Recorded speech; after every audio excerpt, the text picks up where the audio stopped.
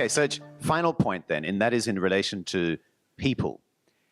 It's easy enough to get money these days. It's relatively easy to buy high-tech equipment, build infrastructure.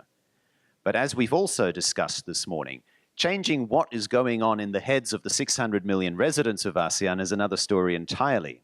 So what do you see as what necessarily needs to happen in the staff that you and your son Ivan, when he takes over your business, what needs to happen in terms of capacity building and in terms of making sure that people are able to build ASEAN, use the technology, use the infrastructure, and have less need for people like me to be here?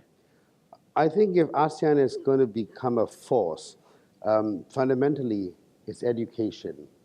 And if we have the kind of education levels, the kind of expertise, the kind of thought leaders that is needed coming en masse, ASEAN as a whole will have a qualitative change. We would not be, we would still be talking of alleviating poverty and so forth, but we would be talking about something much more than that, a higher plane of how to improve everybody's lives instead of just making ends meet. So I hope through education, through investment, we could change that. Okay, and Kishore, you've already spoken passionately about artists, the cultural renaissance. You've also mentioned the lack of awareness. So what role do you see education in not only boosting those 2 points, but also, again, making sure that the opportunities are seized? I mean, education is obviously the key foundation for everything. But in terms of educating on ASEAN, I mean, the advantage ASEAN, you see, in some cases, and this the advertising people know this, the quality of the product is higher than the quality of the brand.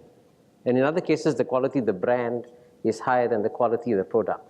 Luckily for ASEAN, its problem is that the quality of the product is higher than the quality of its brand. So what we need to do is to raise the brand level of ASEAN to match the product level.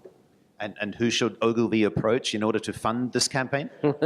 Ogilvy. Minister. If I could just connect to what Kishore was saying, I totally agree. I think we're not as good as we should be in branding ourselves. And I just made a speech a few days ago in Washington, and I talked about the need for Indonesia, and I think this applies to ASEAN. The need for ASEAN or Indonesia to be able to Gangnam itself a little bit better. And Gangnam, to me, epitomizes a few things. Democratization. Sorry, did you say Gangnam? Gangnam right. Style, Psy, Okay. Gangnam. And with, I'll do that in your, later session. No, I think we've got to be able to Gangnam ourselves a little bit better. And Gangnam epitomizes a few things. Number one, economic advancement, technological advancement, and cultural enlightenment, and also democratization. And we don't do enough for that. We do it in separate ways. Our friends in Myanmar do it separately. Our friends in Singapore do it separately. And our friends in Malaysia and Indonesia. And I think we've got to take a more collective view on Gangnamin ourselves. And I've recoined it, as to we've got to Garuda ourselves. And that's Indonesia. But Singapore and Myanmar may have a different view. But I think we've got to do it on a more collective basis in terms of projecting and branding ourselves a little bit better. All right, which GE is actually not too bad at either, I have to say. But John, tell me whatever capacity building a products company like GE could contribute to this discussion. Well, I think we have to be right in the middle of it. And I think it's about, if you look at the development of the democratic effort in Myanmar, it's working with the government to teach a bureaucracy how to move infrastructure projects through the system, right? That's not something that you're born knowing how to do.